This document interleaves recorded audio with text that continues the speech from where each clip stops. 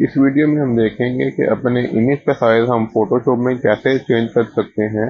अगर चैनल पर पहली बार आए हैं तो चैनल को ज़रूर सब्सक्राइब कीजिए। वीडियो में आगे बढ़ते हैं। आपने अपना फोटोशॉप ओपन कर लेना। फोटोशॉप ओपन करने के बाद जो फाइल आपने जो है जिसकी इमेज का साइज चेंज करना है वो फाइल आपने ओपन कर लेनी है यहाँ पे।